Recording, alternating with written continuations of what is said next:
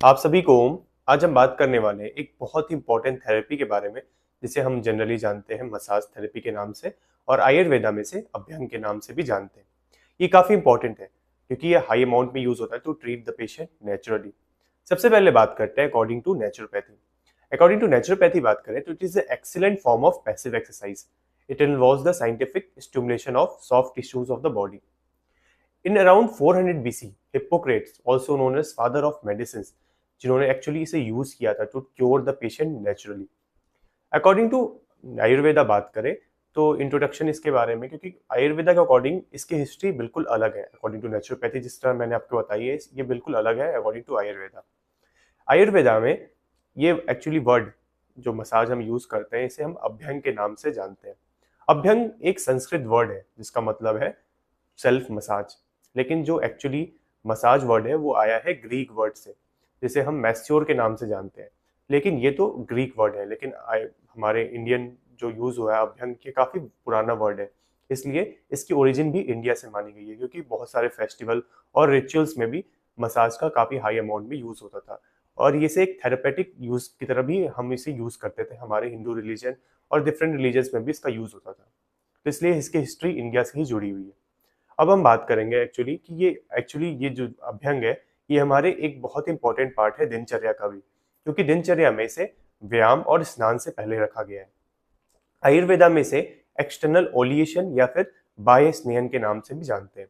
अब हम बात करेंगे इसके बेनिफिट्स के बारे में। सबसे बेनिफिट्स अकॉर्डिंग टू आयुर्वेदा बात करें तो अष्टांग हृदय में एक श्लोक मिलता है जिसमें बताया गया है, अभ्यंग माचर नित्यम सजरा श्रम वाता दृष्टि प्रसाद पुष्टायु स्वप्न सुप्त कत्व दाय कृत। अर्थात इसमें बताया गया है कि ये प्रिवेंट करता है एजिंग, और ये गुड है विजन के लिए, और हमारी बॉडी फिजिक और स्किन के लिए भी काफी बेस्ट है। ये अकॉर्डिंग टू आयुर्वेदा इसके बेनिफिट्स के बारे में श्लोक में बताया गया है। नेचुरोपैथी में बताया गया है general overall body massage actually body के लिए काफी बेस्ट है to improve the overall body condition, और ये एक्चुअली बॉडी को नरिश भी करता है। अब हम बात करते हैं कुछ और बेनिफिट्स के बारे में, जिसमें नेचुरोपैथी में बताया गया है कि मसाज एक्चुअली हमारी बॉडी से कुछ टॉक्सिन्स को एलिमिनेट करने में काफ़ी हेल्पफुल है, क्योंकि हमारे इंटेस्टाइनल एरियाज, हमारे स्टमक एरियाज और हमारे एलिमिनेटिव ऑर्गन्स को स्टिमुलेट करता है to release the toxins from the body. हमारे eliminative organs such as lung, kidney और हमारे स्किन्स को भी स्टिमुलेट करता है। मसाज काफ़ी हेल्पफुल है for removing the toxins according to naturopathy. अब हम बात करेंगे वेरियस स्टेप्स कौन कौन से इन्वॉल्व होते हैं अकॉर्डिंग टू नेचुरोपैथी। अगर आप इसके स्टेप्स को काफी इजीली जानना चाहते हैं तो आप जनरली एक एग्जांपल ले सकते हैं फ्लोर का, जो हमारे घर में एक्चुअली आटा गूंथना होता है, उसका एग्जांपल आप ले सकते हैं। जिस तरह वो प्रोसेस स्टार्ट होता है उसी तरह मसाज का प्रोसेस भी स्टार्ट होता है। नेचुरोपैथी में ये 5 फंडामेंटल मोड्स ऑफ मैनिपुलेशन काफी इंपॉर्टेंट है, जिसे हमें जानना चाहिए। The first one is stroking, second one is rubbing, third one is kneading, fourth one is percussion and the fifth one is vibration. First one is stroking of hands, generally हमारे blood circulation को increase करता है। Next one is rubbing, rubbing involves the circular movements, जो हमारे actually body को stimulate करता है और बॉडी में जो नर्व सिस्टम है, हमारे नर्वस सिस्टम को, उसको स्टिमुलेट करता है। Third one is actually kneading, kneading is just like the kneading of flour, it involves the rolling of tissues with hand. The fourth one is percussion. Percussion involves the tapping, clapping and beating. Just like a massage, you have seen the tapping, clapping and beating. The therapist you have seen with patient, it involves the tapping, clapping, beating and hacking. These steps are involved in percussion. And then last step is vibration. Is generally shaking of pressing movements. It actually stimulates the circulation of body. अब हम बात करते हैं massage के therapeutic uses के बारे में। First बात करते हैं अकॉर्डिंग टू नेचुरोपैथी। नेचुरोपैथी में हम कुछ मेजर यूजेस के बारे में बात करेंगे, मसाज इसलिए यूज करते हैं। The first one is massage for joints. ये काफी इंपॉर्टेंट है, हमें जानना चाहिए, क्योंकि हमारे जब जॉइंट स्टिफ हो जाते हैं और एक्चुअली जॉइंट वीकेंस हो जाते हैं, तो मसाज एक अच्छा ऑप्शन है मसल को रीजनरेट करने का। मसाज हम जनरली स्टिफनेस के कंडीशन में भी देते हैं, जैसे एक्चुअली मसल्स एक्चुअली जो रिलैक्स हो जाती हैं, जो काफी स्टिफ रहती है, वो रिलैक्स हो जाती है इस कंडीशन में।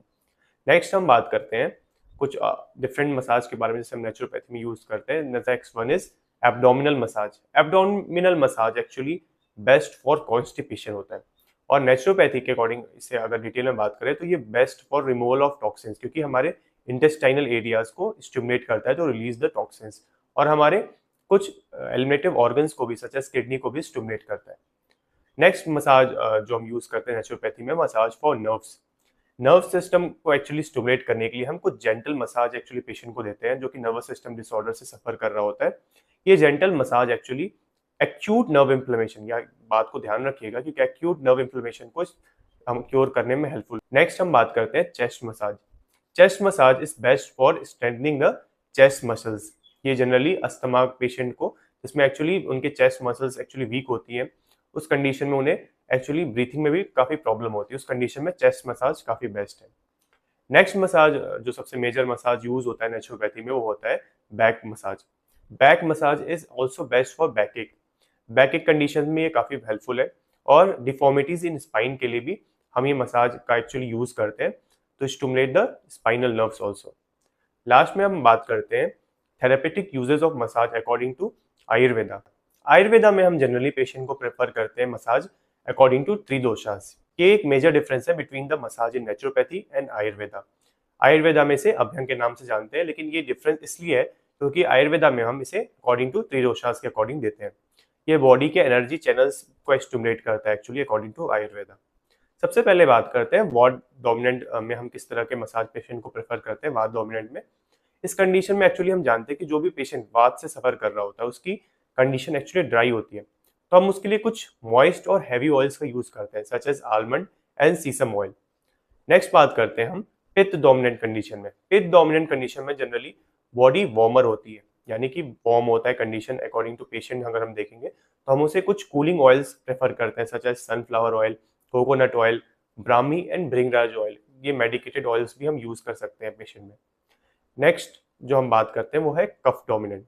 कफ डोमिनेंट जनरली आपने देखा होगा मॉइस्चर और हैवी नेचर होता है, तो इसलिए हम इसमें कुछ dry and light oil use करते हैं such as mustard and flaxseed oil. Last में ये वीडियो एक मैसेज के साथ एंड करना चाहूंगा, be with nature to stay longer. Thank you and Jai Hind.